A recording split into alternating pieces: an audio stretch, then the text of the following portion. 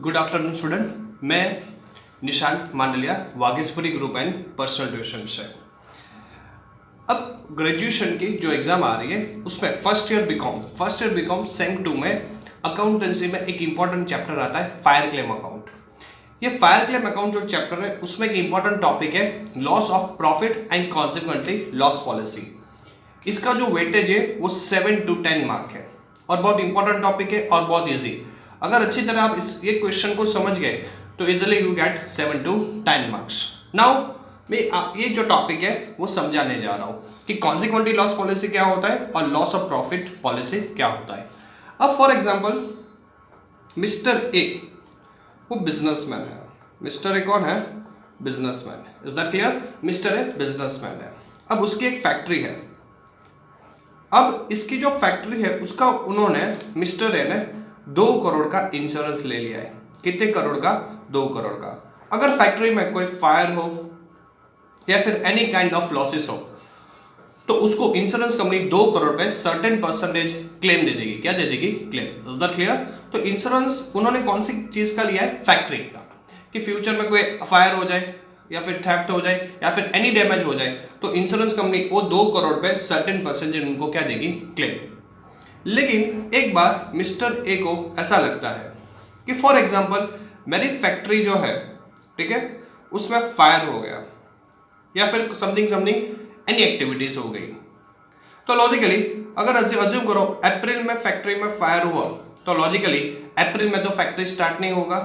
Factory start होने में mister A समझता है कि 6 महीने लगेगा। कितना महीने लगेगा? 6। फॉर एग्जाम्पल ये जो फैक्ट्री वो अक्टूबर में स्टार्ट होगा तो लॉजिकली 6 मंथ्स फैक्ट्री बंद रहेगा। कितने महीना? 6 मंथ्स फैक्ट्री बंद रहेगा। अप्रैल में फायर हुआ और अक्टूबर में वापस से नया फैक्ट्री स्टार्ट होगा। It will be taking 6 months. ये 6 मंथ्स में कंपनी के कुछ फिक्स एक्सपेंस होते हैं। क्या होते हैं? Fix expense. जैसे कि कंपल्सरी अगर एम्प्लॉयज है उसको सैलरी देना पड़ेगा, लेबर है उसको वेजेस देना पड़ेगा, रेंट देना पड़ेगा, इंटरेस्ट देना पड़ेगा। तो ये सबके एक्सपेंस फिक्स एक्सपेंस है जो मुझे कंपल्सरी क्या है? देना ही है। फैक्ट्री चले या ना चले ये तो मेरा कौन सा एक्सपेंस है? Fix expense. तो मिस्टर ये सोचता है कि 7 महीना 6 महीना जो भी मेरा फैक्ट्रीज बंद रहेगा तो उसमें ये मेरा फिक्स एक्सपेंस है और ये बहुत बड़ा लॉस है। ये क्या है? बहुत बड़ा लॉस। 6 मंथ्स फैक्ट्री बंद रहेगा, ये सबको इतना अमाउंट देना पड़ेगा तो उसके लिए उसके पास रिस्क ज्यादा है। 7 मंथ और 6 मंथ्स का रिस्क है। तो वो ये सोच रहा है कि इसलिए मैं इंश्योरेंस कंपनी से कॉन्सिक्वेंटली लॉस पॉलिसी ले लूं। कौन सा policy? Consequently loss policy. Consequently loss policy का मतलब जिस दिन फैक्ट्री में फायर हुआ वहां से लेके जिस दिन फैक्ट्री रीसेटअप होगा तो इतने टाइम गैप में फैक्ट्री के जो भी एक्सपेंसेस है, जो भी लॉसेस है, वो लॉसेस का सर्टेन परसेंट इंश्योरेंस कंपनी हमें क्या देगी? क्लेम देगी। क्या देगी? क्लेम। तो ये जो हुआ एक्सपेंस के सामने इंश्योरेंस कंपनी जो क्लेम देने वाली है वो कॉन्सिक्वेंटली लॉस पॉलिसी हुआ। क्या हुआ? Consequently loss policy. Is that clear? तो हमें ये चैप्टर में समझना है कि ये जो अमाउंट है इंश्योरेंस कंपनी वो किस तरह कैलकुलेट करके देती है। ये जो कॉन्सिक्वेंटली लॉस पॉलिसी है वो किस तरह कैलकुलेट करके देती है वो हमें समझना है। क्लियर? सिंपल चीज याद रखो, फैक्ट्री में जब फायर हुआ वहां से लेके फैक्ट्री रीसेटअप होने में जो टाइम लगता है वो टाइम में फिक्स एक्सपेंस लगते हैं। तो ये फिक्स एक्सपेंस की रिकवरी के लिए कोई भी पर्सन इंश्योरेंस कंपनी से कौन सा पॉलिसी लेगा? Consequently loss policy. Is that clear? अब ये जो क्वेश्चन है उसको सॉल्व करने के लिए मुझे 3 स्टेप फॉलो करने। कितने स्टेप फॉलो करने? Step 1, step 2, step 3। Is that clear? तो ये जो क्वेश्चन है 7 to 10 मार्क का जो आता है उसको सॉल्व करने के लिए आपको कितने स्टेप फॉलो करने पड़ेंगे? 3। स्टेप 1, स्टेप 2 और स्टेप 3।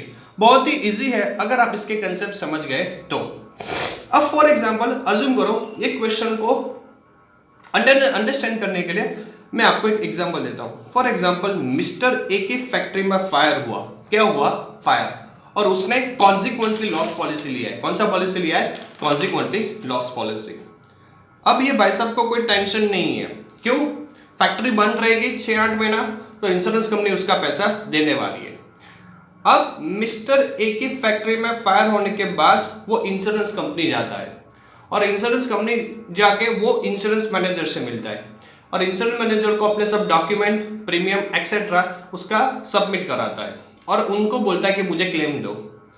तो इंश्योरेंस मैनेजर बोलता है ठीक है मैं आपको क्लेम दूंगा, लेकिन मेरे कुछ क्वेश्चंस आपको उसके आंसर देने पड़ेंगे, बाद में आपका जो भी क्लेम है उसका अमाउंट डिटरमाइन करके हमारी इंश्योरेंस कंपनी आपको पैसे दे देगी। मिस्टर ने बोला ठीक है क्वेश्चन स्टार्ट करो। अब यही क्वेश्चंस आपके स्टेप बन जाएंगे अगर आपने अच्छी तरह समझ लिए। स्टेप 1 में हमें फाइंड करना है शॉर्ट सेल। क्या फाइंड करना है? Short sales. Short sale step 1 में फाइंड करेंगे तो हमें मिल जाएगा उसका आंसर। अब आप क्वेश्चन को लॉजिकली समझ लिए। सबसे पहले इंश्योरेंस मैनेजर ने मिस्टर ए को पूछा डेट ऑफ फायर, कि आपकी फैक्ट्रीज में कब फायर हुआ, आपकी फैक्ट्रीज में कब फायर हुआ। मिस्टर ए ने बोला कि मेरी फैक्ट्री में 1 अप्रैल 2019 को फायर हुआ। कब फायर हुआ? 1 अप्रैल 2019। तो इंश्योरेंस मैंने नोट डाउन किया 1 अप्रैल 2019 को मेरा फायर हुआ। क्लियर?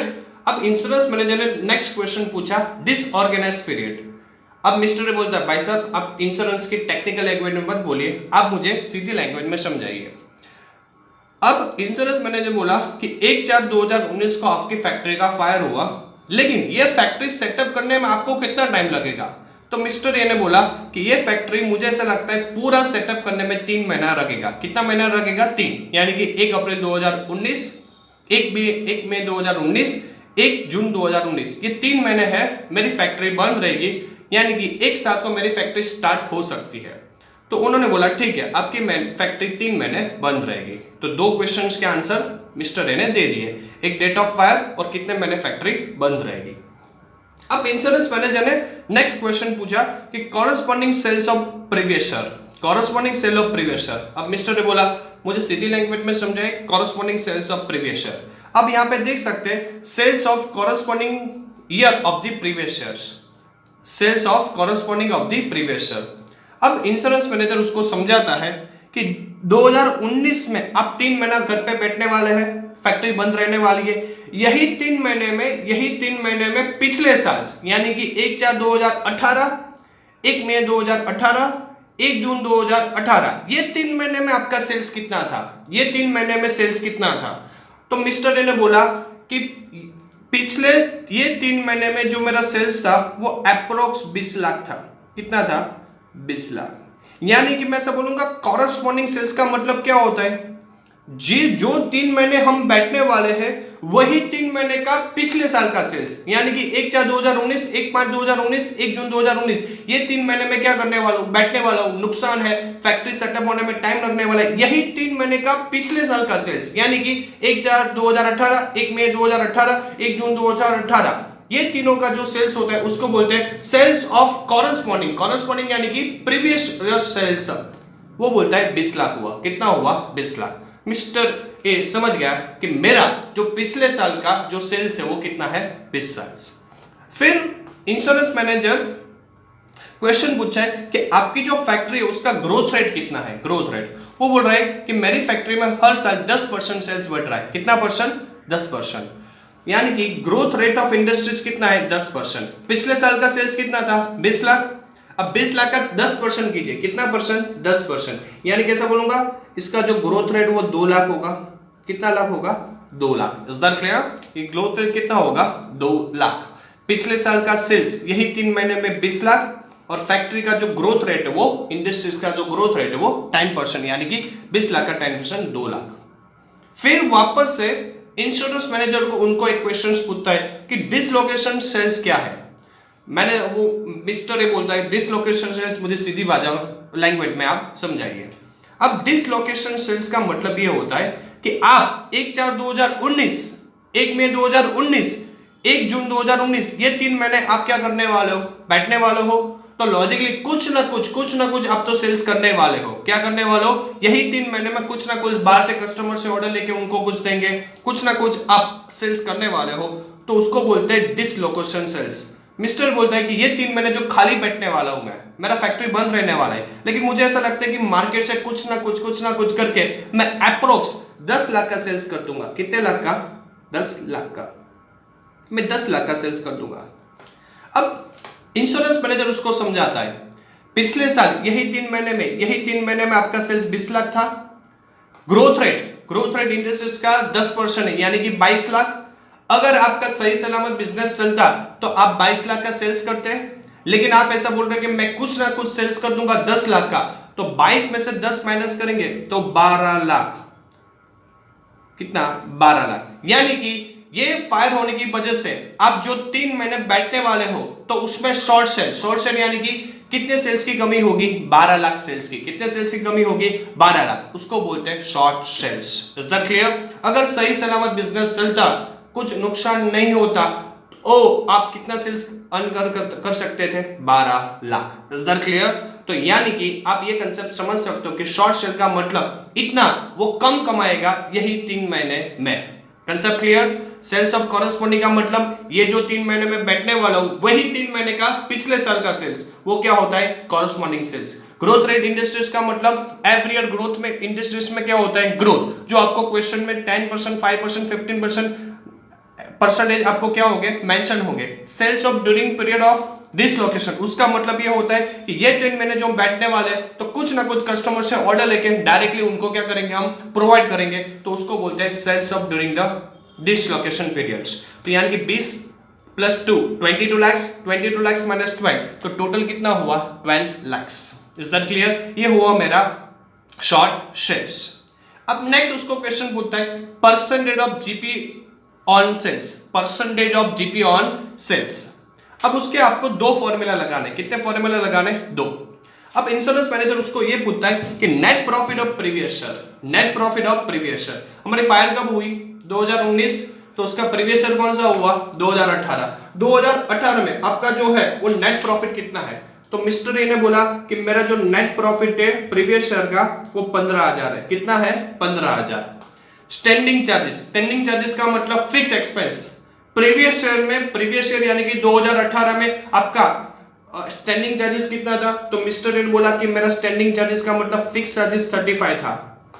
फिर उसको पूछा sales of previous year, previous year यानी कि 2018, 2018 में आपका सेल्स कितना था? तो उन्होंने बोला मेरा 2018 का सेल्स था 2 लाख। कितना था? 2 lakh into 100। Is that clear? Net profit of previous year plus standing charges of previous year plus divided by sales of previous year into 100। ये करेंगे आपको तो कुछ ना कुछ क्या मिलने वाला है? आपको परसेंटेज। ये फॉर्मूला आप शॉर्ट में याद कर सकते हो। तीनों चीज प्रीवियस ईयर की, नेट प्रॉफिट प्रीवियस ईयर का, स्टैंडिंग चार्जेस प्रीवियस ईयर का, सेल्स प्रीवियस ईयर का into 100। 15 plus 35 divided by 2 lakh आप करेंगे तो आपका जो परसेंटेज है वो आएगा 25%। कितने परसेंट आएंगे? 25। Is that clear? तो मिस्टर ए ने नेट प्रॉफिट प्रीवियस ईयर का, स्टैंडिंग चार्जेस प्रीवियस ईयर का, सेल प्रीवियस ईयर का इनटू 100 इतना बता दिया। अब इंश्योरेंस मैनेजर वापस से उसको पूछता है सम्स इंश्योर्ड। वो बोलता है सम इंश्योर्ड का मतलब क्या होता है? आपने कितने की पॉलिसी ली है, यानी कि amount of policy. Some insured का मतलब क्या होता है? कुछ ना कुछ आपने पॉलिसी तो लिया होगा। तो मिस्टर ए बोलता है कि मेरा जो पॉलिसी है मैंने 30,000 का पॉलिसी लिया है। कितने का? 30,000 का।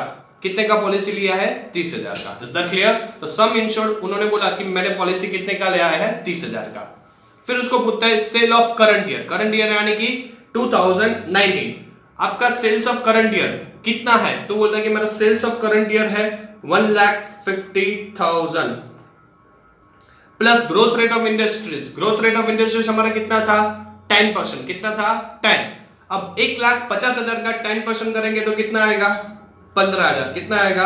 15,000। यानी कि सम इंश्योर्ड का मतलब कितने का पॉलिसी लिया था? तो उन्होंने बोला 30,000 का। Sale of current year, current year का जो सेल्स है वो कितना है? वो बोले कि 1,50,000 प्लस ग्रोथ रेट कितना था? 10%। 1,50,000 का 10% किया तो कितना आया? 15,000। अब आप इसका परसेंटेज करेंगे तो आपको मिलेगा 1,50,000 प्लस 15 करेंगे तो 165। अब 30,000 डिवाइड बाय 1,65,000 इंटू 100 करेंगे तो आपका जो परसेंटेज है वो आएगा 18.18%। अब ये जो आया 25% और ये कितना आया? 18.18%। Is that clear?